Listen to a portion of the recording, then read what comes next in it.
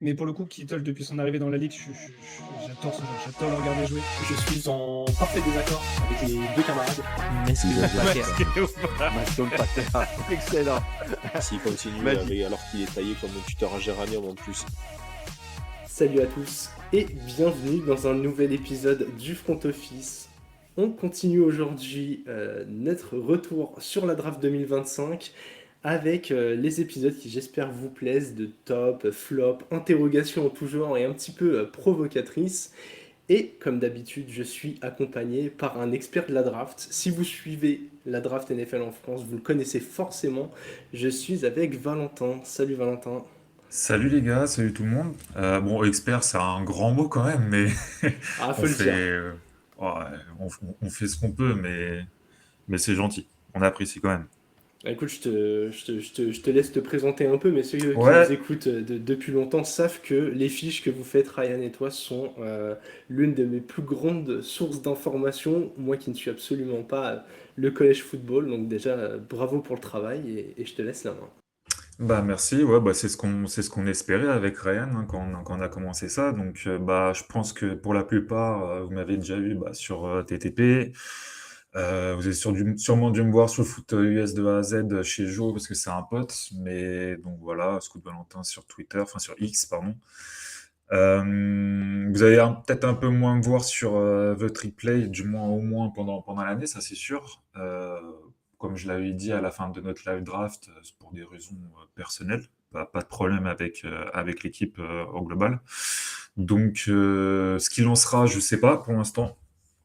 J'ai pas pris ma décision, mais vu qu'on est encore sur une draft que j'ai pu étudier, bah peut-être un des derniers épisodes sur lesquels je vais en parler, mais du coup avec le front office aujourd'hui pour vous en parler et donner un dernier point de vue par rapport à ça. Bah, c'est avec grand plaisir qu'on te reçoit. Tu vas devenir presque un consultant de luxe, quoi. Quand les gens vont savoir que tu as du temps, on va t'inviter pour parler de la draft. Il va falloir payer les gars. Non, Écoute, je profite de cette transition magnifique pour faire aussi notre instant promo, le front office sur l'ensemble des réseaux sociaux et notamment, vous le savez, on en parle depuis quelques semaines maintenant sur Twitch où nous avons débloqué l'affiliation. Donc voilà, vous pouvez vous abonner si vous voulez soutenir. Si vous avez Amazon Prime, c'est gratuit, c'est compris avec votre Prime. Donc voilà, si vous voulez soutenir le projet, continuer à le faire grandir, n'hésitez pas.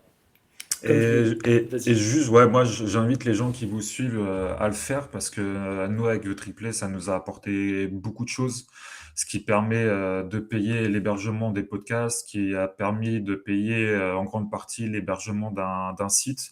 Donc ça permet beaucoup de choses pour ce genre de podcast, site, enfin, comme le front office ou TTP, donc ça peut beaucoup aider.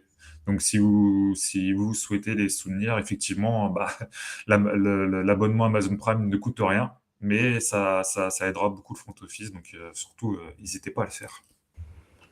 C'est parfait. Je ne rajoute rien là-dessus et j'enchaîne sur le thème de notre épisode, comme je l'ai dit au début. On revient sur la draft de manière un peu originale, si je peux dire ça comme ça, des questions volontairement orientées, parfois un peu provocatrices, mais avant ça, je vais malheureusement devoir remuer un peu le couteau dans la plaie. La draft des Packers, que Oh, s'est-il passé, Valentin? Dis-nous tout. écoute, je vais donner un point positif, c'est qu'on s'est presque pas trompé de value, presque pas, c'est quand même arrivé sur le deuxième tour. Et moi, souvent, quand je parle de value dans la draft, c'est le rapport de la qualité du joueur par rapport au moment où il est pris. On, je peux pas râler sur le pic de Golden. Pour moi, une fin de premier tour, c'était possible. Savion Williams, pareil. Tous ceux derrière, sauf Anthony Bolton, notre deuxième tour. Mais le principal problème, c'est qu'en fait, on a réglé aucun de nos needs. Et ce qui fait que c'est une draft qui est catastrophique en soi, parce que on sort le premier jour on draft un receveur qu'on n'avait pas drafté depuis 2002. On le fait aujourd'hui, alors qu'on avait Aaron Rodgers avant qui en réclamait, on en avait besoin, etc. On le fait pas pour lui, mais on va le faire pour Jordan Love, alors que notre escouade de receveurs est déjà full. D'accord, donc tu te dis, bon, il va nous trade peut-être un Romeo Dobbs ou quoi, ou un autre. Le lendemain, ben non, même pas. Donc là, en fait, on a littéralement 10 receveurs. Et 10 receveurs qui ont plus ou moins le même niveau. Alors certains un peu meilleurs que d'autres, bien sûr. Mais c'est surtout ça, en fait, qui est problématique. Au deuxième tour, on reprend un offensive tackle. Bon, c'est un reach, Anthony Belton. Et c'est surtout, il ne rentre pas dans le moule de ce que font les Packers depuis quelques années. Donc c'est bizarre. Mais surtout, on a encore, ici aussi, on a D-O-line. Et toujours pas, et dans la draft, pas de corner, pas de defensive tackle. Donc ça veut dire que l'année prochaine, alors il y a un changement, il va y avoir un changement de front office. Normalement, c'est la dernière année du front office. Mais on sait comment ça se passe à Green Bay, hein. Tout le monde est copain, tout le monde est gentil. Je serais même pas surpris que tout le monde revienne. Donc ça veut dire que l'année prochaine, on va refaire les mêmes bêtises et qu'on va reprendre sûrement 2 ou 3 corners peut-être dans la même draft. Donc bon, c'est une façon très bizarre de faire. Et globalement, bah, pas une bonne draft dans ce qu'on avait besoin, quoi. Donc, je suis plus que mitigé et je pense que toute la fanbase du moins en France, des Packers, c'est globalement, de mon avis, voilà. Ouais, alors, pareil, c'est un peu ce que j'ai lu à droite à gauche, et je pense que c'est un gros raccourci, mais cette impression, encore une fois, que les tests physiques ont plus compté que le reste dans la sélection des joueurs. Non, c'est pas vrai ce que tu dis, parce que notre GM a dit on ne se sert pas des fiches races. Donc t'es un menteur. Non mais attends, bien sûr, mais même moi j'y ai pas pensé pour me dire, alors, normalement je le sais, 4,29 Golden, bien sûr qu'il va le prendre. Moi je m'attendais à Burden. Ouais. Je dis Burden, c'est sûr et certain, on va le prendre. Non, ben non. Avec le 4,29 au combine, voilà. Donc, ouais, ça a principalement fait sur ça, parce qu'on a pris presque des bons athlètes, sauf Anthony Belton, qui est un mauvais athlète. Même par rapport à son gap, c'est vraiment pas ouf. Donc, ouais, bah écoute, hein, de toute façon, ils vont pas changer maintenant, hein. Quand tu vois un peu la moyenne d'âge qu'il y a au niveau des scouts et du front office, ils pensent tous pareil. Euh, J'ai Moi, l'impression d'être. j'ai un peu lâché l'affaire, je t'avoue. J'essaie de prendre du recul parce que sinon, ça te bouffe en fait. Surtout quand Ouais. tu scoutes et que tu vois des joueurs, tu sais qu'un tel ou un tel pourrait très bien marcher dans ton système. Bah, à la fin, ça te bouffe parce que tu vois que ton front office, il fait de la D et c'est chiant en fait. Ouais, ouais, ouais. J'ai l'impression d'être dans le film Moneyball, où t'as vraiment Ouais, l'espèce de scout qui a 65 ans, qui regarde les mecs à l'ancienne, un peu au feeling, qui s'appuie sur des trucs qui n'ont rien de concret. Et c'est exactement ça. tu te dis, mais pourquoi? Pourquoi? Franchement, il n'y a pas besoin d'être un génie au-dessus de la draft depuis 15 ans pour comprendre qu'il y avait mieux à faire, quoi. C'est ça qui est terrible, je trouve. Bah, surtout quand on a vu que principalement les corners sont descendus Hmm. et que tu as des équipes qui sont tous les ans contenders au Super Bowl, au titre de champion, eux, tu vois, ils se ratent pas et ils prennent ces joueurs. Hmm. Donc, Les tu te Eagles, dis, sur ouais, hasard. bah, les Eagles, les Bills, qui a fait, je me rappelle plus trop les Panthers pour changer ont fait une bonne draft. Mais ouais, tu vois, les Eagles et les Bills, littéralement, surtout les Eagles, sur le premier tour, ça se rate jamais. Ouais. Jamais.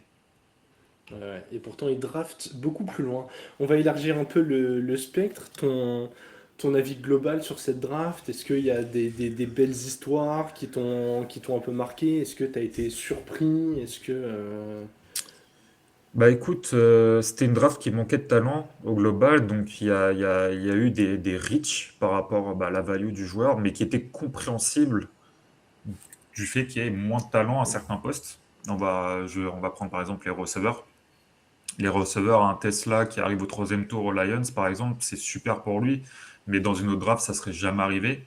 Donc, tu as ce genre de choses, mais même dans une draft où tu as un petit peu moins de talent, au global, tu as quand même des joueurs qui ont droppé et qui ont vraiment droppé sans presque aucune raison, mis à part le combine. Je pense à un Xavier Watts. Moi, je pense à un Will Howard. Personnellement, ma vision était du meilleur QB de cette draft qui tombe au sixième aux Steelers. Alors, il tombe dans un très bon environnement parce qu'il sera presque tout seul pour pour prendre le poste avec Mason Rudolph. Donc, tant mieux pour lui en soi. C'est une super affaire pour les Steelers. Mais au global, j'ai pas trouvé cette draft excitante, mais pas non plus chiante. C'était une draft pour une fois qui était OK, qui se laissait vivre. Il n'y avait pas des trades n'importe où, n'importe comment. Je pense que les franchises attendent plus les 2 prochaines drafts qui sont logiquement avec de meilleurs talents. Ok. Je rajoute une petite question à tout ça pour soigner un petit peu mon cœur de fan des Titans. Cam Ward en 1, est-ce que c'était une bonne idée? Moi, je le comprends. Comme j'avais dit, je comprends que tu t'es cherché Cam Ward dans les 3-4 premiers choix si tu as besoin d'un QB, parce que c'est un playmaker. Maintenant, il faut très très bien l'entourer. Et il y a eu des choses intéressantes de votre part. Je vais reprendre vite fait ton équipe pour voir ce qu'ils ont fait, parce que je ne me rappelle plus de, Bah déjà, ça a plus pris de tout. trois, Mais ça a pris 3 receveurs déjà, donc bah, déjà, ils ont pris Restrepo en free agent. Donc ça, c'est une chose intéressante. Et même, je pense qu'il pourra jouer assez vite. Mais si tu reprends Cam Ward, oh là, les Joe, Kevin Winston, Schimmerdyk, tu vois, ça, c'est typiquement le genre de pick au début du 4e qui serait arrivé plutôt fin de 3e dans une autre classe de receveurs. Mais bon, le mec est rapide. Donc il part un peu avant, donc c'est compréhensible. Un Gunnar Helm, Ilika Manor, c'est des joueurs intéressants, mais qui ont besoin de beaucoup de développement. Et là, vous avez release Treylon Burks en plus. Donc vous avez qui? Vous avez Ridley et on a signé Lockett.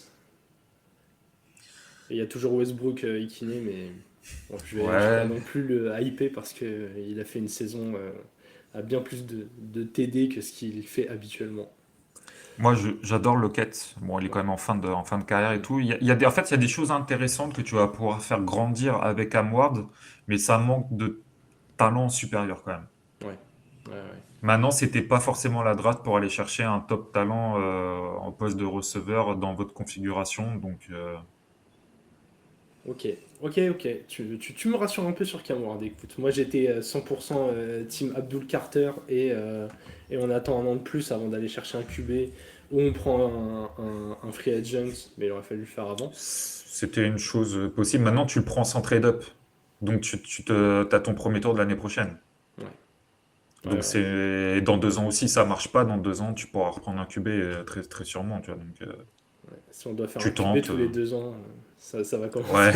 ça va commencer à être douloureux pour nous. Bah, déjà, entre Will Levis, Malik Willis et Cam Ward, il y a quand même, voilà, il y en a un petit peu plus de talent. Donc, moi, je pense que c'est pas un mauvais choix. J'aurais pris Abdou Carter, mais je pense pas que ce soit un mauvais choix.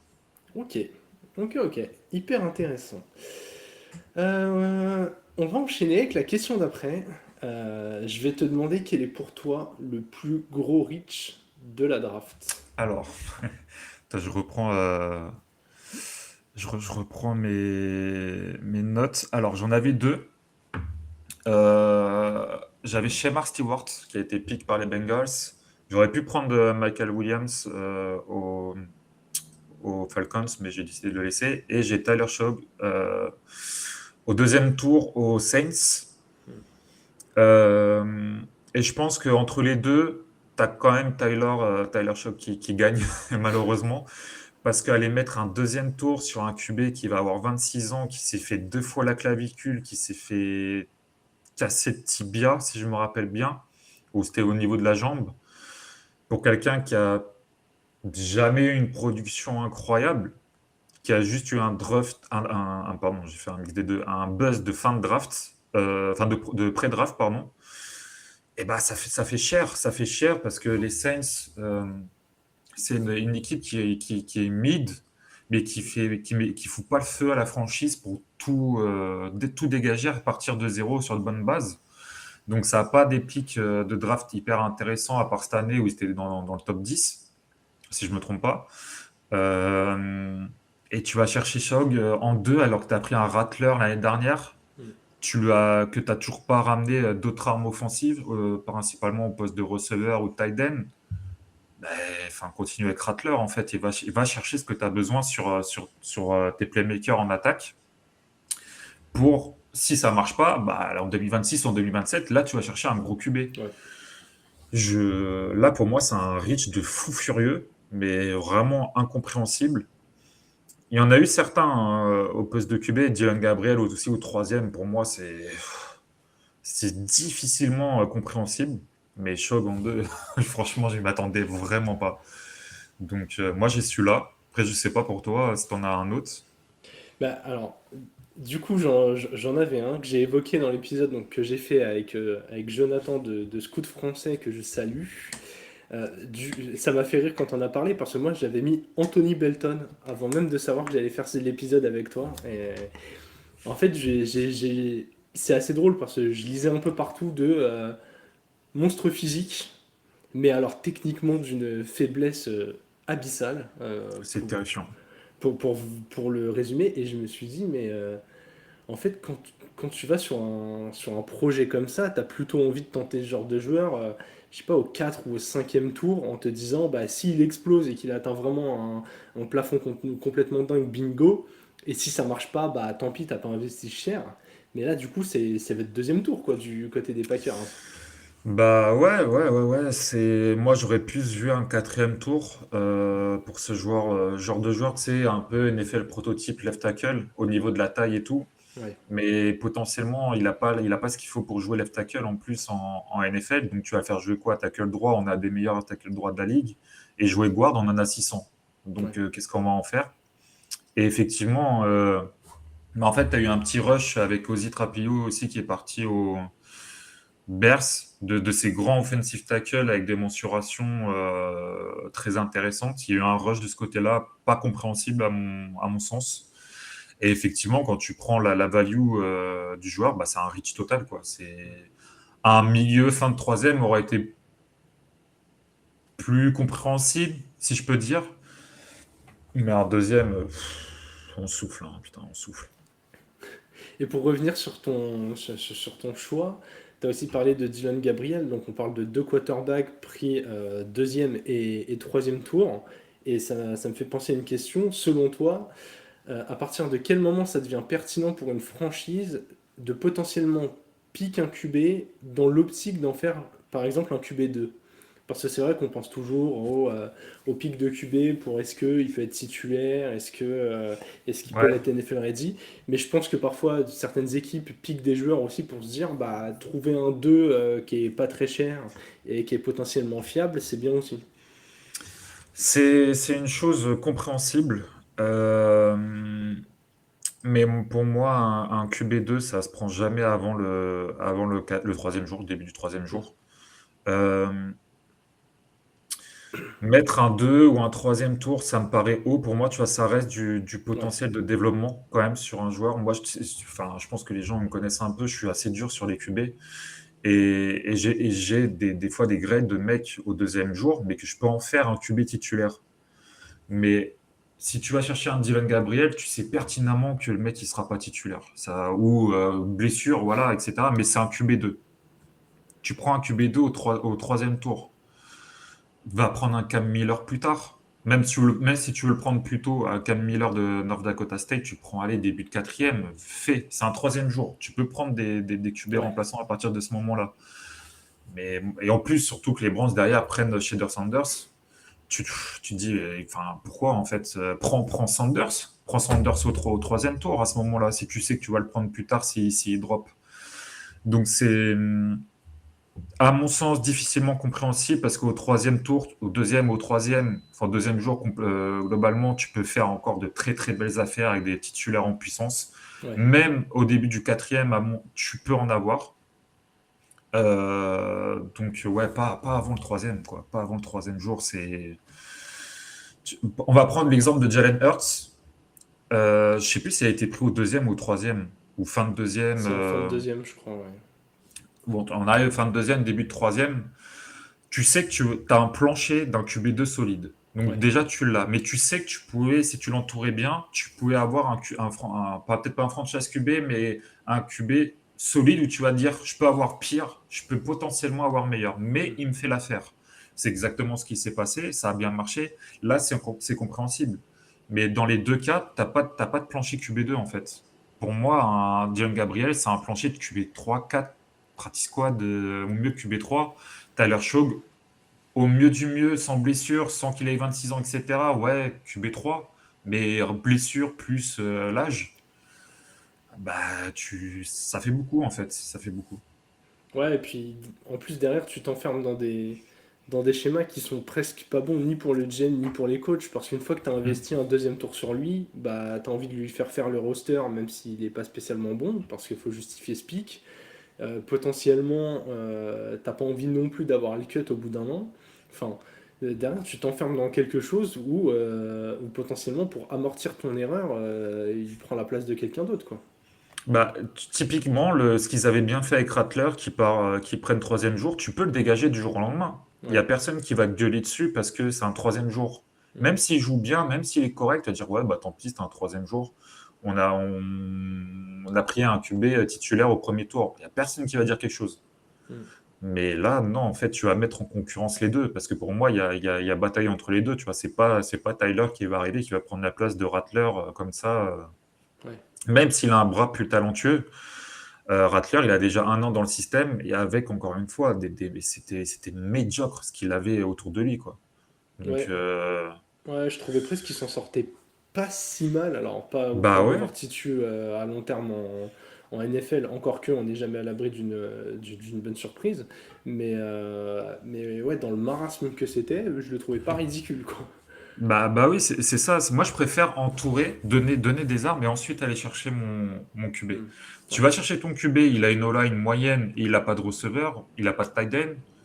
Bah oui, bah il va rien faire. Même si tu vas chercher le meilleur prospect, Hmm. il va rien faire. Ouais, ouais. Et potentiellement, tu vas détruire sa confiance, voire le détruire Ah physiquement aussi s'il n'est pas protégé. oui, aussi. Ouais. Ok, ok. Écoute, on parle un peu de carrière sur la question d'après. Selon toi, le joueur qui va faire une longue carrière de titulaire en NFL, celui où je sais pas à quel point il va être talentueux, mais tu es sûr que dans 8 10 ans, on le verra encore dans des rosters, sauf énorme blessure, mais où tu es persuadé que le niveau, il bougera pas, enfin il descendra pas sous un plancher où on va se dire, ah ouais, non, il a plus le. Moi, potentiellement, j'avais un Mason Graham. Mason Graham, je le trouve vraiment extrêmement fort. Pour moi, c'était un talent top 5 lock de cette draft. Et je pense qu'il est dans une très bonne configuration, notamment dans son début de carrière j'allais dire aux Cowboys, non, aux Browns, Browns, ouais. avec un Myles Garrett à ses côtés pour l'aider. Donc, après, c'est un mec vraiment ultra talentueux. C'est que tu as tout ce qu'il faut pour un joueur de top talent, quelqu'un qui va devenir un top defensive tackle dans cette ligue. C'est quelqu'un qui a un bon athlète au global, qui est bon techniquement, qui est dangereux sur les deux aspects du jeu, donc contre le jeu au sol et contre la passe.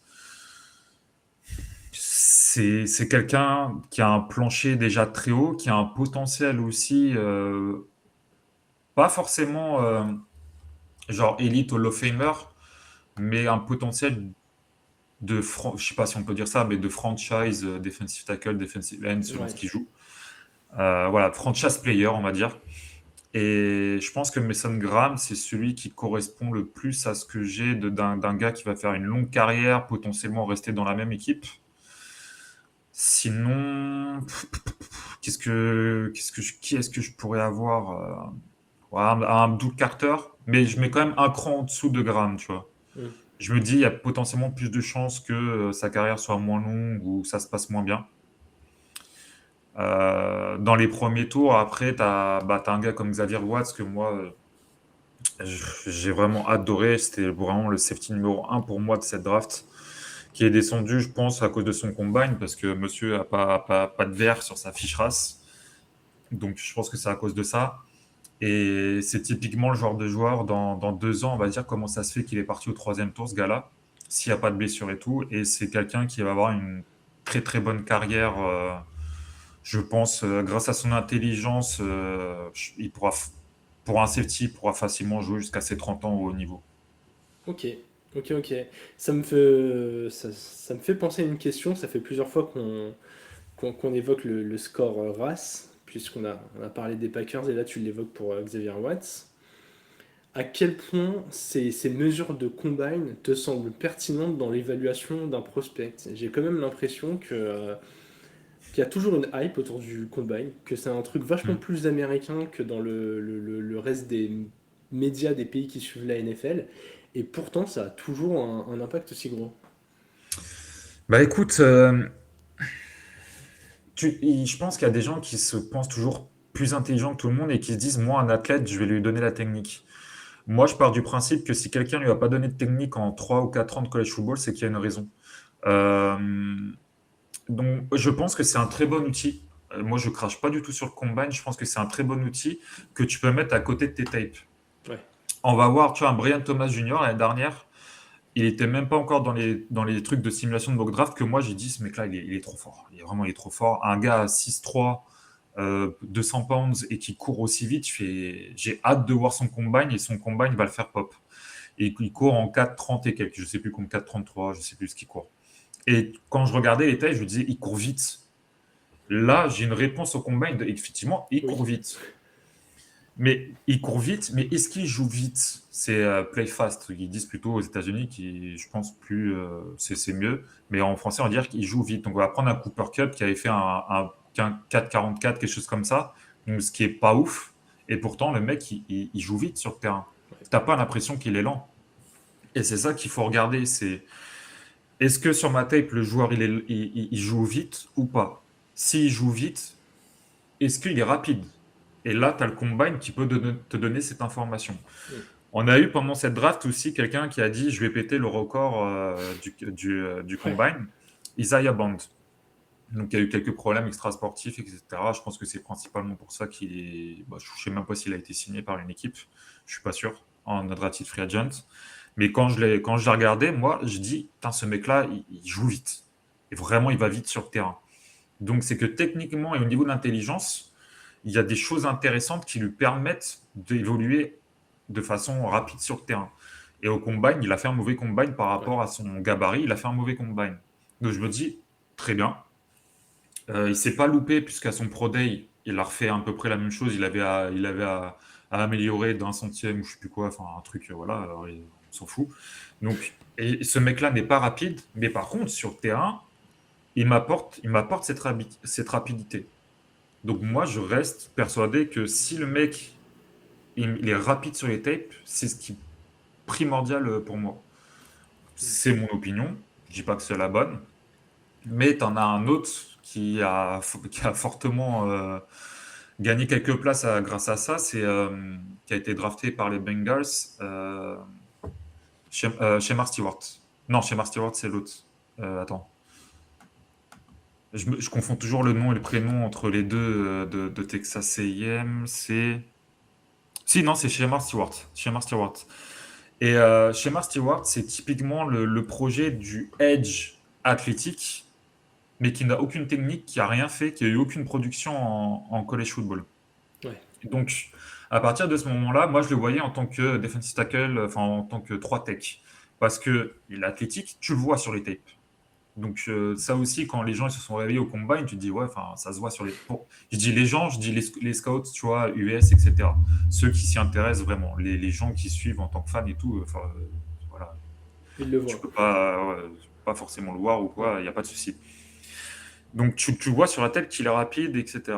Moi j'ai toujours eu un deuxième tour talent sur lui parce que athlétique, parce que sur le run stop il apporte des choses très intéressantes. Maintenant les Bengals ils le prennent pour jouer edge. Donc tu prends edge pour jouer edge juste parce qu'il est athlétique du coup, parce que le niveau du Ouais. pass rush de la technique c'est catastrophique et la production a été catastrophique.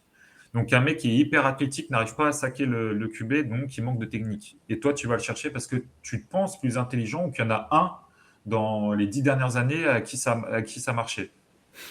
Pour moi, tu vois, ça c'est des mauvais pics. C'est comme souvent à Green Bay, on aime bien prendre des receveurs qui drop et on entend ouais mais Davante Adams.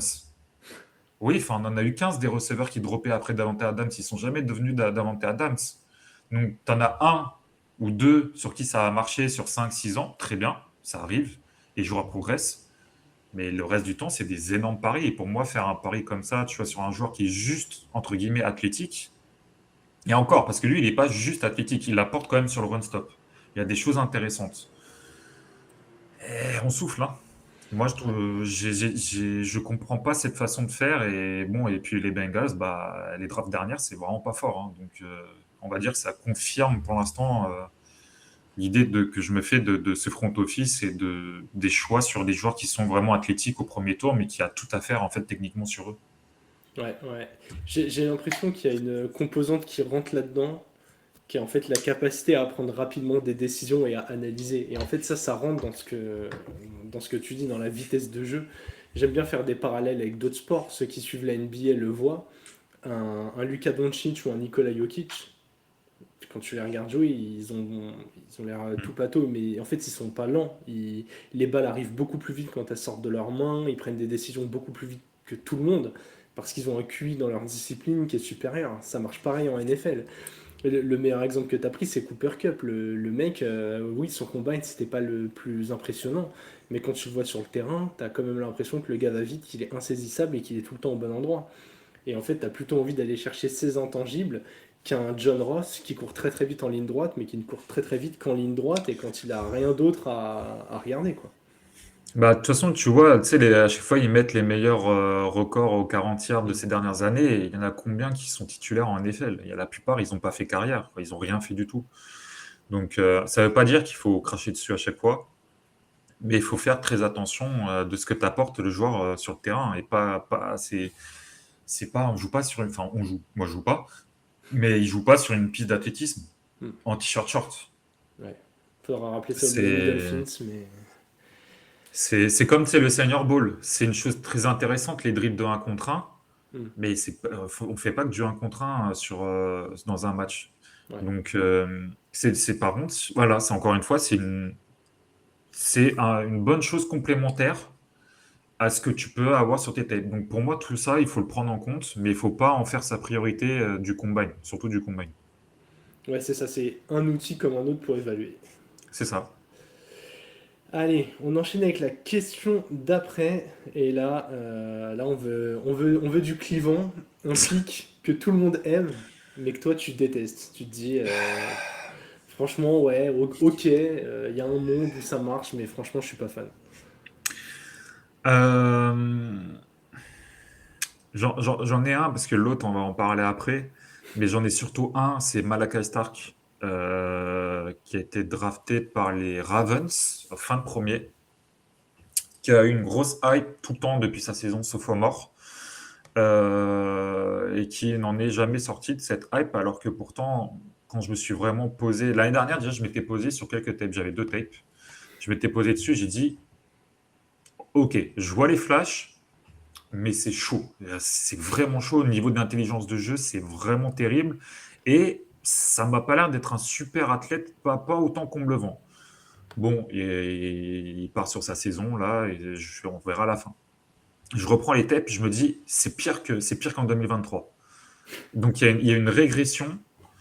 J'ai le combine qui est tombé 2, 3 mois après que j'ai fait le scouting, donc je m'en suis servi. Et même au combine, on a vu que c'était moyen athlétiquement. Donc ça correspond à ce que j'ai vu sur le terrain. Mais au niveau de l'intelligence de jeu, globalement, c'est vraiment chaud.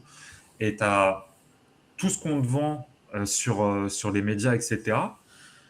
Je dis, mais attends, parce qu'il ne faut pas être un génie. Vraiment, tu te mets sur les Tony tout, je pense que tout le monde le voit. Tout le monde voit qu'il est pas bon, qu'il fait des énormes boulettes et que c'est vraiment terrifiant à certains moments. Donc, je fais comment des GM ou des scouts ne peuvent pas le voir. J'ai pas vu les explications par rapport à ce pic-là, parce que moi, j'ai beaucoup moins de problèmes si on me dit, moi, je pique ce mec-là pour le potentiel, mais par contre, il est nul. Mais je pique pour le potentiel. Alors je te dis, bah d'accord, ça c'est ton Mm. choix. C'est ta façon de voir.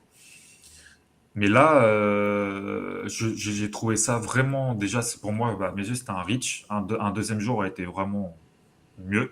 Même un début de deuxième, en vrai, j'aurais dit OK. Mais vraiment, je trouve que dans le consensus, tout le monde était content, tout le monde trouvait ça normal. Mais moi, pas du, moi, pas du tout. À chaque fois, je suis ébahi quand il y a des gens qui me disent ouais, mais moi je le trouve bon. Je fais ben, montre-moi parce que moi j'ai regardé 4-5 tapes. Il n'y a pas une fois où je te dis il a fait un bon match. Ouais. Il a flashé des bonnes choses, mais globalement il fait un mauvais match. C'est intéressant ce que tu dis. Tu parles d'accepter le fait que quelqu'un puisse le prendre pour le potentiel. Mais est-ce que justement, quand tu es une équipe comme les Ravens, donc tu es un contender ou pas loin, est-ce que vraiment ton premier tour, tu as envie de le mettre sur un potentiel? Est-ce que moi souvent j'ai des questions comme ça un peu stratégiques puisque j'ai moins cet œil de pouvoir analyser les joueurs, mais je me dis les équipes contenders, pour moi le but, alors oui il faut assurer l'avenir, mais tu as aussi envie de piquer des joueurs qui vont contribuer tout de suite, qui vont pouvoir te permettre d'étendre ta fenêtre de tir de contender, parce qu'on sait que dans les sports américains t'as le système de la draft qui fait que c'est censé renouveler un peu.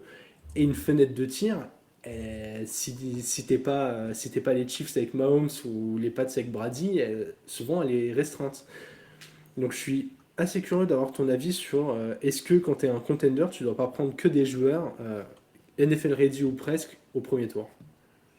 Bah, t'as deux écoles. Alors, enfin, c'est même pas deux écoles, mais déjà, est-ce que t'as les... Comment est constituée ton équipe?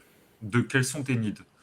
Et si à tes needs, est-ce que tu as un titulaire qui va être présent pour encore 1 ou 2 ans ou pas? Ouais. Là, pour le cas des Ravens, on va prendre le cas des Ravens, au poste de safety, ils avaient un need. Maintenant, je me vois mal te dire, ouais, Starks en tant que titulaire Day One, je suis confiant. Moi, je le suis pas. Après, ils ont à prendre sur la classe, ils ont un Nick Emanwari, mais ce qui est pas du tout le même profil, qui est plutôt un box safety, ou ils ont un Xavier Watts. Et là, pour moi, un Xavier Watts, je t'aurais dit, très bon choix, il va jouer Day One, et il va avoir un gros impact dans ta défense.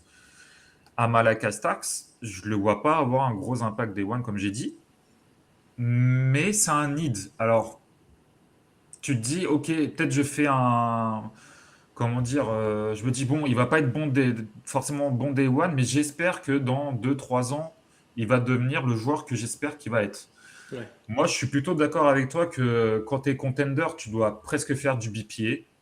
Un petit peu plus difficile qu'en basket, je pense, à faire. Parce que tu as, je sais pas, dans l'imaginaire, un Jaden Daniels qui est au pick 31 et tu as Patrick Mahomes en QB, bah, tu prends pas Daniels, on est bien Oui. d'accord. Mais il faut essayer de voir, je pense, potentiellement sur ton premier tour, d'apporter une plus-value et de quelqu'un surtout qui va pouvoir jouer Day One. Mais de toute façon, pour toutes les équipes, pour moi, c'est ton premier tour, il doit pouvoir jouer Day One, ou Ouais. presque, tu vois. Ça, c'est ma philosophie. Maintenant que tu au deuxième ou troisième tour, ou plus tard, tu es cherché des gars que tu veux faire, que tu veux développer, ça me semble plus logique. Et là, dans le cadre des Ravens, tu es un peu entre deux chaises, mais je pense que plus qu'un problème de poste, pour moi, il n'y a pas de problème au niveau du choix du poste, c'est plus un problème de choix de joueur. Mm. Maintenant, j'ai ma vision de Starks, j'ai ma vision de Watts. On n'a pas la même avec eux, mais bon, qui aura raison, je sais pas. Mais mais globalement, je suis d'accord avec toi en soi, hein. Mm. Je serais prêt. Qui est-ce qu'ils auraient pris d'autres sinon en soi? Parce qu'ils ont une Ouais. équipe complète, ils sont à rien, tu vois, de passer cap à un receveur talentueux vraiment au-dessus. Bah ouais, je sais pas, hein. Je sais D'ailleurs, pas. D'ailleurs, au doigt mouillé, puisque tu dis ouais, c'est le bon poste, moi je serais peut-être plutôt aller sur Watts. Donc, je le rappelle, tu évalues des joueurs de façon annuelle avant la draft. T'estimes à peu près à combien ton pourcentage de réussite sur machin, il doit tomber à peu près jour 2 parce que c'est un talent, il va être un bon titulaire ou bon dans la rotation. Est-ce que tu as l'impression de viser juste ou c'est une science tellement inexacte que là où un œil totalement amateur va faire du 10% de bonne évaluation, toi tu fais 30% et c'est déjà génial. Est-ce que tu peux Alors, l'évaluer un peu comme ça? moi, je me fixe pas trop sur quand va tomber le joueur. Parce que je pense que ça, quand on va tomber joueur, c'est selon les GM. Parce qu'on sait qu'il y a des GM qui sont complètement fous, qui vont faire n'importe quoi. Et tu as des mecs qui vont tomber, chaque année, on le voit, hein, encore une fois, les Bees, les Eagles, les Chiefs, ils arrivent à récupérer des joueurs assez tard parce que tu as des mecs qui se pensent plus intelligents. Donc de ce côté-là, je fais pas trop attention. Moi, je donne mes grades. Je pense que le mec, tu vois, cette année, sur les scootings, j'ai rajouté la draft projection pour donner une meilleure idée aux gens de quand va tomber le gars.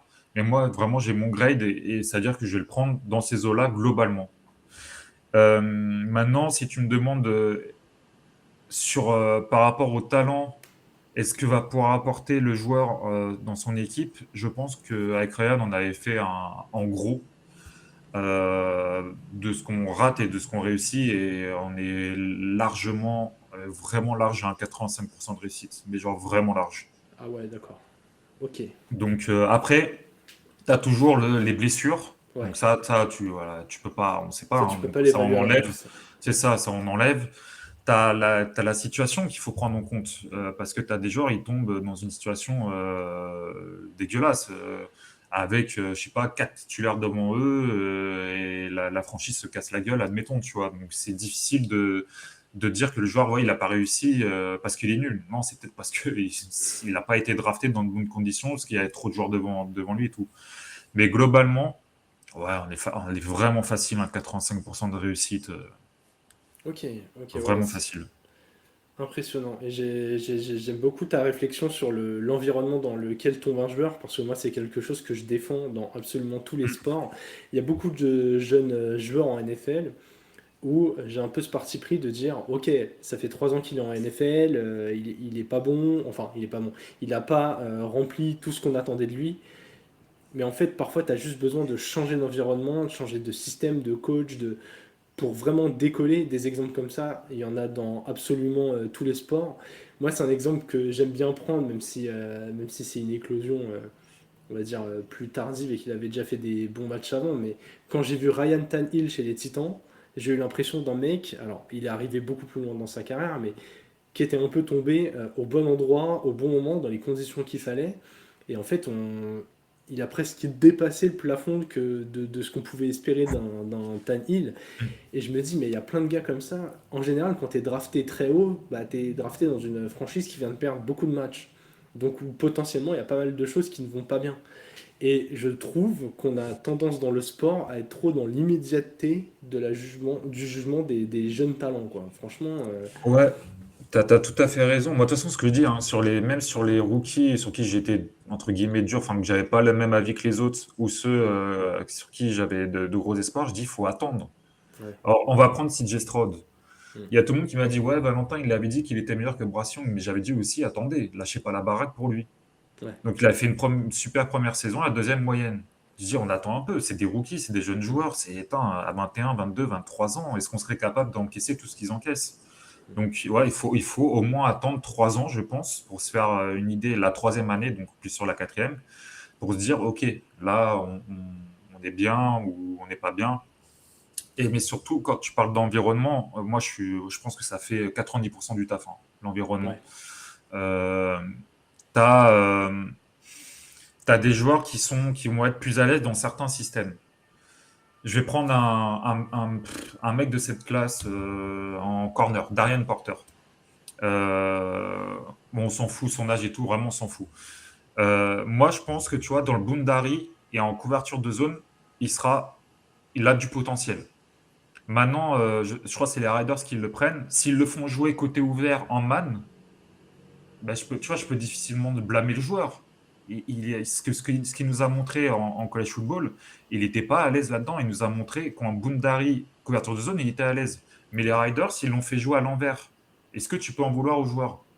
Donc, potentiellement, le joueur il va faire une première partie de carrière moyenne, voire médiocre. Et derrière, il va être free agent, je ne sais pas où. Et eux, ils vont faire jouer Boundary, couverture de zone. Et le mec, il va être bon. Bah oui, mais bon, c'est ça, tu vois, on le savait. Ouais. Donc, tout ça, c'est compliqué, mais il y a eu quelques bonnes choses. Bah, Jalen Hurts, on en a parlé tout à l'heure. Pour moi, il est arrivé, tu vois, dans l'environnement parfait au moment où le front office a changé certaines choses et ils ont compris comment fallait l'entourer et tout, et ils ont fait ça parfaitement. Et il y a des choses comme ça où tu te dis, bah, là, le mec est arrivé vraiment quand il faut, où il faut, avec le coach qu'il faut. C'est rare, mais ça arrive. Ouais, et quand ça arrive et que vraiment tout clique bien, comme tu l'as dit, Jalen Hurts, c'est un top exemple, quoi. Là, Mm. on est sur un joueur où il y avait énormément de doutes, mais même chez les fans des Eagles au moment de la Ah, mais draft, quoi, où ils se sont je dit, sais, mais pourquoi on a fait ça? je sais pas si tu te rappelles, mais il y avait des personnes en France qui voulaient passer Tyden, Oui. qui a dit ce mec-là, il sera jamais QB. Et ça, je l'ai encore revu sur un post de Lane Kiffin, qui avait sorti un scouting d'un gars qui a dit faut qu'il soit receveur. Dans ma tête, quand Jalen Hurts d'université, je me dis jamais que ça va être un tight end ou un receveur. Tu vois. Ils ont craqué. Non. Donc, Non, mais ouais. écoute, Non, mais tu l'as bien résumé, hein. Il y en a certains qui se pensent plus malins que les autres et c'est. qui poussent le curseur un peu trop loin. Mais tu vois, Bryce Young, pour un truc plus récent, il arrive, c'est catastrophique. Il arrive dans le pire environnement possible, il n'y a personne autour. Enfin, et il y a eu un changement de coach, etc. On l'a enfin mis sur le banc. Et au fur et à mesure de la saison, son niveau a commencé à monter. Là, cette année, ils font une super draft. Ouais. Donc, tu vois, son environnement change complet. Mm. Donc là, tu peux plus blâmer les Panthers. Là, s'il joue mal, ce sera entre guillemets de sa faute, c'est que son niveau est limité. Mais Ouais, je pense pas. Je pense il va je faire pense, une bonne carrière. ouais, je pense aussi qu'il va être bon. C'est le petit aparté anecdote, mais l'année dernière, enfin sur la saison dernière, j'avais fait quelques pilotes d'épisodes d'une minute, 1 minute 30 sur un joueur ou une histoire, et je m'étais tensé sur Bryce Young à dire, mais en fait, le gars, c'est un numéro 1 de draft, il a gagné, je crois, 2 matchs sur sa première saison, et mon positionnement, c'était, faut attendre, soyez Hmm. patient, un, un changement d'environnement, ça peut vraiment tout changer. Et je trouve qu'un des bons exemples de ça, même si c'était en dents de scie, c'est Baker Mayfield aussi, qui fait son Hmm. début de carrière chez les Browns, où il alterne une saison horrible et une saison génialissime, et il fait ça pendant 4 ans.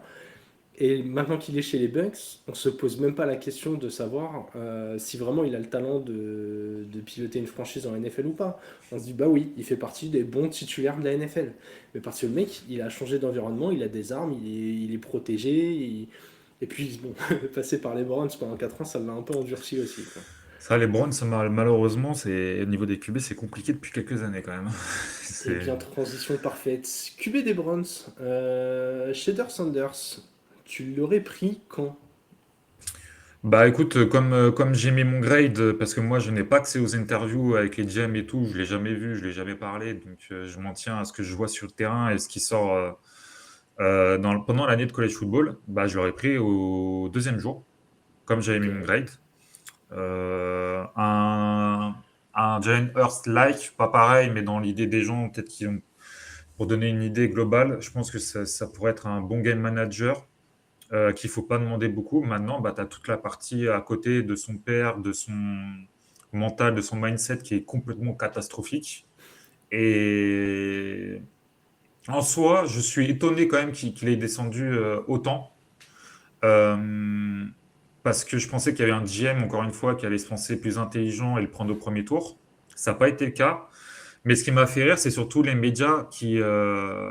Alors, ça a été horrible hein, pendant les 3 jours de draft. On en a bouffé du Sanders, alors que tu as des joueurs qui se faisaient drafter, on n'en parlait même pas. C'était vraiment n'importe quoi. Mais quand ça s'est fini, tu as des médias qui ont dit ouais, c'était pas un premier tour talent, ça l'a jamais été. Pourquoi vous retournez votre veste? C'est vous qui en faites tout un buzz, tout un truc, tout le temps, shader, Ouais. shader, shader, etc. Donc, en fait, c'est. Il y a les médias, ce qu'on dit, il y a les mocks des médias, et il y a ce qu'ont les GM dans leur big board. Et les interviews de tout ce qu'ils en sort maintenant, c'est qu'elles ont été catastrophiques. Et effectivement, quand tu prends, par exemple, on va prendre Jackson Dart, apparemment, lui, il a réussi toutes ses interviews. Donc, est-ce que tu as préféré un mec qui potentiellement, je dis pas qu'il est moins talentueux, mais potentiellement moins talentueux, mais qui va pas te poser de problème, qui va être un peu QB franchise idéal, comme on aime voir, tu sais, le mec tout gentil, Très propre, leader, très etc. lisse. Ou quelqu'un qui va te faire legendary comme ça tous les quarts d'heure et qui va mettre sous le feu ses O-line dès qu'il va se prendre un sac ou dès qu'ils vont prendre une défaite. Je pense que le choix il est vite fait. Mm. Et quand tu vois la tronche du front office, enfin du moins des gars qui sont dans la room de draft, la tronche qu'ils font quand ils piquent Sanders, je suis même pas sûr qu'ils le voulaient. Ouais. Donc, Et du coup, selon toi, quelle équipe aurait dû tenter le pari en jour 2, donc sur le deuxième ou troisième tour? bah, les Browns, les Riders, je crois que c'est les deux qui en avaient plus besoin. Parce que après, si je vois un QB un peu plus vieux qui serait en fin de carrière, j'aurais pu dire les Rams, mais je trouve que ça correspond pas trop au jeu de McVay. Potentiellement, j'aurais pu voir les Niners s'ils veulent pas payer Purdy. Ouais, Purdy. Mais je pense, bah, Riders Browns en soi. Tu vois, moi, à la place de Gabriel, comme j'ai dit tout à l'heure, j'aurais pris Sanders. Si tu sais que tu vas le prendre parce qu'il drop, bah, prends-le maintenant. Enfin, je veux dire, il y a aucun intérêt à prendre Gabriel. Mais c'est ça qui renforce l'idée de il le voulait pas. En fait, je pense qu'au bout d'un moment, le proprio, il a vu un joueur qui pouvait apporter de la lumière sur la franchise tomber aussi loin. Il s'est dit non, mais faut qu'on y aille, il faut qu'on le prenne. S'il va faire parler, en bien, en mal, mais il va faire parler. Ça, il va faire parler, mais est-ce que, il va pas faire trop parler, tu vois? Mm. Parce qu'on a vu direct, il est parti le lendemain là dans une école. Et c'est le truc, ça se trouve, il le fait de son bon cœur, mais toi, tu vas dire c'est faux. Il fait ça, tu sais, pour avoir les fans, machin, Ouais. etc., pour montrer que c'est pas juste les jeunes d'Harry avec papa qui casse la tête derrière. En fait, tu sais plus sur quel pied danser. Parce que le mec, ils l'ont mis tellement haut, les médias, et derrière, ils l'ont tellement descendu que tu sais plus quoi faire. Et moi, le premier, parce que moi, le premier, je vois, tu sais, tu te poses des questions quand tu scouts, tu te dis, ouais, le mec, il le voit haut, moi, je le vois pas haut, j'ai pas la vision, peut-être. Donc, tu te poses des questions. Après, tu as les interviews qui tombent, tu vois trop rien sortir, pourtant, tu te dis, au Shrine Bowl, le mec, il joue pas, il fait rien, c'est bizarre. Au Combine, il vient, il est en claquette, il check des mecs, il fait rien. T'avais la vidéo avec Cam Ward qui était déjà sortie à l'époque où il dit Cam Ward, c'est moi, je suis un joueur de foot, je veux pas faire de la musique, je sais pas quoi. Tu te dis, c'est bizarre quand même que ces mecs-là l'aiment tant. C'est pas un QB que tu as envie pour ta franchise. Ouais. Et bon, ouais, il s'est passé ce qui s'est passé, mais moi je l'aurais pris comme grade de mon scouting au deuxième jour, troisième tour, ça aurait été bien. Ouais, moi j'avais évoqué les Saints. Les Saints avec un de leurs deux pics du troisième tour. Je pense que Ouais, oui, aussi. quand tu le voyais tomber, je Bah, me suis dit c'est un pari à tenter. Si ça marche pas et que tu l'as pris avec ton deuxième, troisième tour, on va pas non plus te défoncer sur ça, quoi. j'aurais préféré tenter Sanders que Tyler Shock, je vais pas te mentir. Je pense qu'en termes de talent, ça va vite se vérifier. Et c'est ce que je disais dans l'épisode avec Jonathan. Mais là, potentiellement, la NFL a aussi bâti une sorte de grand méchant où s'il se met à être titulaire chez les Browns et à être bon, alors là, on va en entendre parler, Ah mais là, oui. on va le voir tout le temps. Ça ne va pas s'arrêter. C'est ça. Après, je pense qu'il a ce qu'il faut pour encaisser la pression médiatique quand même. Ouais. Je pense que de ce côté-là, il est préparé.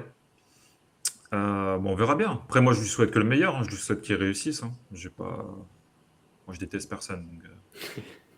Donc, Allez, dernière question de notre épisode. Un trade en cours de draft où tu t'es dit, mais pourquoi ils ont fait ça? vas-y. Alors, j'en ai eu deux. J'en ai eu deux. On va rester quand même sur les premiers tours. Attends, je reprends pour les offs. J'en ai eu deux. J'ai celui de Travis Hunter et celui de James Pierce des Falcons. Alors, Travis Hunter, ils envoient leur first round, ils Ouais. envoient leur deuxième round, ils envoient leur troisième round, Et les- quatrième, pardon, Ouais, et ils envoient leur premier round de 2026. ouais. Donc, tu te dis, là, ça fait beaucoup. Tu vois, quand ils montent, je te dis, putain, ils vont aller chercher qui? Pour aller chercher un Mason Graham ou quoi? Je suis ça, wow, ça fait beaucoup quand même. Et non, ils vont chercher Travis Hunter. Travis Hunter, bowler incroyable en college football. C'est un joueur qui pue le foot, qui a beaucoup de talent. mais je suis désolé, c'est un receveur 2, cornerback 2, voire 3. Voilà. Est-ce qu'un receveur 2, corner 2, 3 vaut un trade-up aussi haut? Bah, pour moi, pas du tout. Là, tu te trompes Ouais. complètement de valeur. La valeur n'est absolument pas bonne. Et en plus, on sait qu'il a dit avant, dans le process pré-draft, que lui, non, non, je veux être un two-way player. Et je suis pas sûr que c'est ça les Jaguars qui lui disent tu vas faire ce qu'on va te dire. Je pense que là, ils lui ont dit amen à tout Ouais. et qu'il va pas y avoir de progression. Donc, en man, il va se faire bouffer en corner, il va se faire déglinguer. Il sera bon si vraiment ça joue un peu plus de couverture de zone. Là, ça devrait aller, mais toujours en tant que corner 2, parce qu'il n'a pas ce qu'il faut pour être corner 1. Et en receveur, bah, ils ont Brian Thomas Jr. en 1. Et derrière, je pense qu'il va avoir le poste numéro 2, ce qui correspondrait à ses capacités. Mais encore une fois, il y a un gros déficit de gabarit. À mon avis, tu mets quelqu'un en presse devant lui, il aura beaucoup de mal à s'exprimer. Maintenant, il va faire des stats et tout. J'ai pas d'inquiétude sur ce côté-là. Mais j'ai de l'inquiétude sur surtout l'impact physique que va avoir la NFL sur lui. S'il joue des deux côtés du ballon, j'espère pas qu'il va se blesser, parce que je lui souhaite absolument pas ça. Mais j'ai quand même peur pour son intégrité physique, parce que c'est quand même un mec qui est assez frêle, hein. Ouais. Donc, pour moi, ça a été un trade-up vraiment, surtout le premier tour. En plus, généralement, c'est ce que tu vois pour aller chercher des QB, surtout aussi haut. Ou un top receveur, à la limite, tu vois, Jeremiah Smith qui va se présenter, je crois, l'année prochaine, ou dans 2 ans, pardon. Des mecs qui sont vraiment très, très, très talentueux et que tu as vraiment besoin de ce poste, d'accord. Mais là, Travis Hunter, il répond à deux needs, le corner et receveur. Ouais. Mais comme Mais tu l'as dit, c'est chaud. en fait, c'est deux needs qui remplit entre guillemets moyennement, puisque receveur 2, corner 2, et en fait, tu te dis, mais ils ont mis leur premier tour de cette année et leur premier tour de l'année prochaine. Donc, c'est comme s'ils avaient pris là en deux un receveur 2, et que l'année prochaine, s'ils sont pas bons et qu'ils sont potentiellement top 10 de draft, qu'ils avaient mis un autre pick top 10 de draft pour un corner. Mais moi, j'aurais pris Macmillan cette année et l'année prochaine, j'aurais pris un corner. Mm. Ouais, c'est le trade moi que j'avais noté. Et en plus, l'argument que j'avais utilisé, et tu pourras me dire si tu es d'accord avec ça, mais si ça avait été par exemple les Niners qui font Super Bowl 1 an sur 2 et quand ils y vont pas, ils te font une saison en 4-13 et tu te dis, bon, c'est une saison où ils ont eu des blessures, mais ils peuvent revenir au top l'année d'après. Et tu te dis, ok, ils montent pour aller chercher, comme tu as dit, un mec qui pue le football, parce que l'effectif, il est déjà plutôt solide, et ils tentent le coup avec un mec bowler de ouf qui va être dans un système clean. Pourquoi pas? Mais là, l'équipe qui a fait ça sont les Jaguars. Les mecs sont absolument nulle part, ils ont des besoins. Ils peuvent pas hypothéquer leur premier tour de 2026 pour un joueur qui visiblement a quand même une haute estime de lui-même, a certaines revendications, euh, vient un peu pour imposer son truc.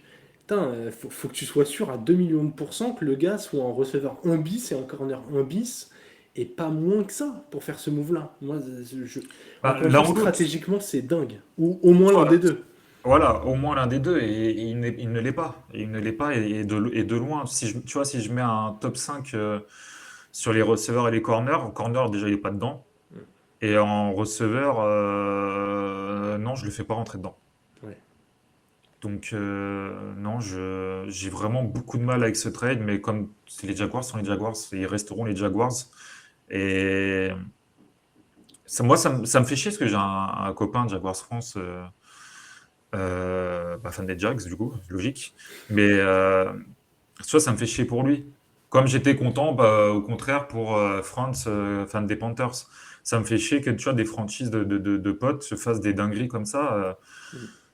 Et vraiment, et là, sur ce pic-là, euh, sauf s'il accepte de jouer qu'un poste, ou très rarement le deuxième poste, et qui veut vraiment se dit d'accord, faut que je progresse physiquement, techniquement, au niveau de la Q, j'ai des choses à faire. Je me concentre sur un poste, on verra plus tard pour jouer, pour être two-way. D'accord, mais là, moi, je suis sûr qu'au Jack, ça va être day one des deux côtés du ballon, 80%, quoi. Ouais. Ouais, ouais. Et à partir de là, tu n'auras pas de progression. Tu peux pas progresser. C'est Ouais. pas possible. Et on l'a vu. De toute façon, il n'y a pas eu de progression. Donc, Ouais, je suis est-ce 100% que. d'accord avec ça. T'as tellement besoin à haut niveau de répétition à un même poste, que ce soit à l'entraînement ou en match, que tu peux pas te disperser sur les aspects techniques, tactiques, stratégiques, mentaux de deux postes. C'est pas possible. Soit souvent, les gens ils parlaient de lui en tant que corner. Moi, ce que je pense, son poste primaire, c'était corner. Je pense que c'est là où il avait le plus de talent. Maintenant, c'est un tel bowler qu'au poste de receveur, effectivement, il a performé. Mais au poste de corner, là, moi, à un moment, je me suis dit, je pense qu'il aura plus de chance en receveur en NFL qu'en corner parce qu'il progresse pas. Et quand les médias voulaient faire passer Eli Manor de Stanford pour un premier tour talent, moi, j'ai commencé à regarder à partir de ce moment-là. J'ai dit non, c'est pas du tout un premier tour talent. Et il a bouffé Travis Hunter. Kyle Williams de Washington State a bouffé de Travis Hunter et c'est un troisième tour talent cette année. En fait, il fait, ouais, mais il fait une bonne fin de saison. Mais putain, vous avez vu les receveurs qui jouent et globalement les attaques que jouent, même globalement les équipes que joue Colorado cette année. On est très très loin du niveau NFL, hein. Mais genre très loin. Donc j'espère qu'il nous fera mentir. J'ai quand même peu de doutes qu'il me fasse mentir, mais on verra bien, hein, on verra bien. Tu allais nous parler d'un autre trade, celui des Falcons, je crois. Curieux d'avoir Ouais, ton ouais, avis. ouais. Alors, attends, je reprends le. Alors, ils avaient sélectionné Javon Walker avec leur pick 14, 15, quelque chose comme ça. Et ils sont montés du coup à la fin du premier tour en choix 26, en lâchant leur second, leur septième et un first round pick de 2026. Donc là, tu lâches ton premier tour de 2026 en sachant que les Falcons, logiquement, devraient avoir un assez haut choix de draft, je pense, parce qu'on ne s'attend pas à ce qu'ils aillent en playoff ou. Enfin, en tout cas, pour moi, ça ne va pas finir en playoff. Donc, normalement, c'est un choix de draft assez intéressant. Et tu montes en 26 pour aller chercher James Pierce. La value, elle est bonne. Le problème, c'est de lâcher un premier tour pour ça. Ouais. C'est, tu peux pas. Genre, soit tu trade back avec ton premier choix et à ce moment-là, tu essaies de choper un autre choix du premier tour pour faire Walker plus Pierce. Mais en fait, pour moi, tu te trompes parce qu'en plus, ils prennent un troisième qui retrade aux Broncos. Donc, lâcher un premier tour alors qu'en plus, eux, ils ont aussi un problème au poste de QB, parce que souvent, les premiers tours, j'aime bien avoir cet asset-là pour aller chercher des QB dans Ouais. les années suivantes. Moi, j'ai pas envie de gâcher ce premier tour, de l'envoyer, sauf pour un QB. Et alors, Kirk Cousins, ça n'a pas marché. Du coup, ils ont fait jouer Michael Penix. Mais Michael Penix, c'était aussi des grosses blessures. C'était un QB qui commençait à être assez âgé. Donc, si ça ne marche pas, dans 2 ans, potentiellement, normalement, à la grosse draft de QB en 2027, tu en auras besoin. Donc, même s'ils se présentent dès l'année prochaine, parce que je pense qu'il y en a qui pourront se présenter, Mélanie et tout, maintenant, ça change certaines choses. Je lâche pas mon premier tour de l'année prochaine pour monter pour James Pierce. Et surtout que les edge sont descendus dans cette draft. Donc, tu aurais pu prendre un edge avec ton deuxième choix tranquillement, sans monter et lâcher un premier tour.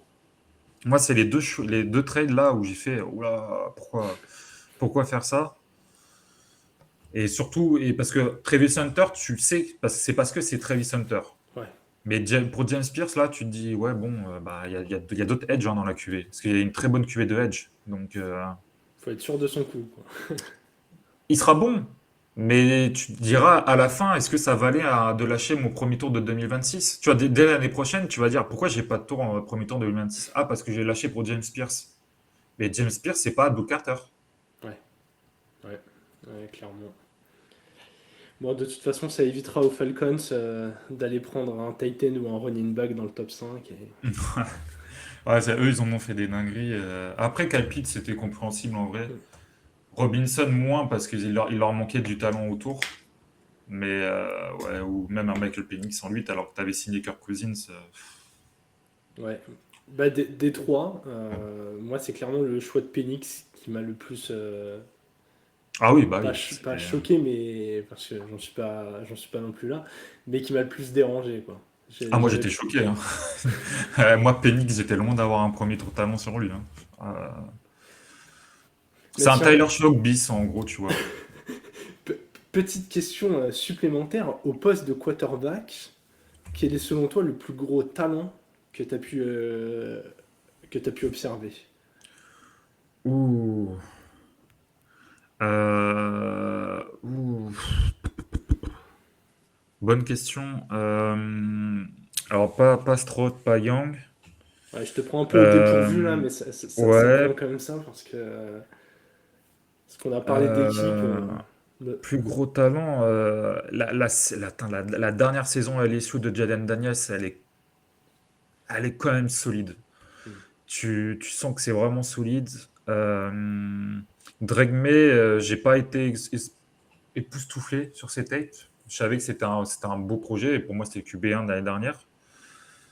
Mais vraiment, le joueur où vraiment je dis ah merde, putain, le mec est vraiment chaud. Je suis pas sûr que j'en ai un.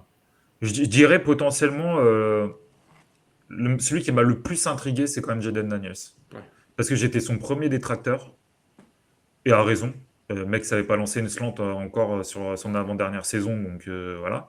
Mais sa dernière saison, où j'ai pu le voir en live en plus, j'ai fait ah, ouais, quand même, c'est Bourbier. S'il met le même niveau en NFL, c'est Bourbier. Donc je dirais Jaden Daniels. Parce que après des temps, tu sais, de Joe Burrow, etc., j'analysais, mais pas aussi bien que maintenant. Donc, Ouais. tu vois, je vais pas apprendre de ce qui s'est passé dans ces moments-là. Mais ouais, Daniels, ouais, récemment, Daniels, je pense. Ok, ouais, hyper intéressant parce que il y a eu pas mal. Moi, c'est encore hyper neuf le fait de m'intéresser aux prospects, mais ce que j'aime bien faire en comparant les différents drafts, c'est voir un peu où tel QB aurait été classé dans la QV d'avant, genre en Ouais, termes de mais c'est talent. bien ça. Et je trouve ça hyper intéressant parce que parfois on a 5 6 joueurs dans une QV, bon, on les classe entre eux, mais on a parfois du mal à se rendre compte, bah, est-ce qu'ils sont drastiquement meilleurs que ceux de la QV d'avant, à peu près du même niveau? Est-ce qu'il y a un talent qui se dégage vraiment? Et ouais, Daniels, je sais que c'est un nom qui a été vachement clivant et qui a intrigué tout le monde, qui a réussi une première très belle saison, je pense qu'on peut le dire. Hmm. Et alors, j'ai pas du tout cet œil analytique, mais j'ai l'impression que dans la façon de jouer du mec et dans son éthique de travail, ou en tout cas de ce qui dégage autour de ça, t'as quand même l'impression d'un mec qui met tout en place pour réussir. Et où s'il n'y a pas de blessure, je vois pas de gros drapeau rouge au fait qu'il puisse pas continuer comme ça, quoi. Du peu que je vois passer sur lui, parce que la NFL, moi, je suis comme ça, tu vois, Mm. je vais pas chercher toutes les infos, mais euh, il travaille beaucoup avec, comment ça s'appelle, tu sais, Les les caisses cases de, de réalité ouais, de virtuelle, réalité ouais. virtuelle il a beaucoup travaillé avec ça.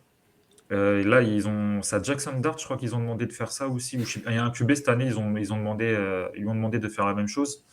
Mm. Et je pense que son éthique de travail, parce que pour le coup, lui, on l'a vu progresser tout au long de sa carrière à universitaire, et surtout sur sa dernière saison. Donc quelqu'un qui progresse, ça veut forcément dire qu'il a une bonne éthique de travail. Mm. Tu progresses pas comme ça par magie, c'est pas possible.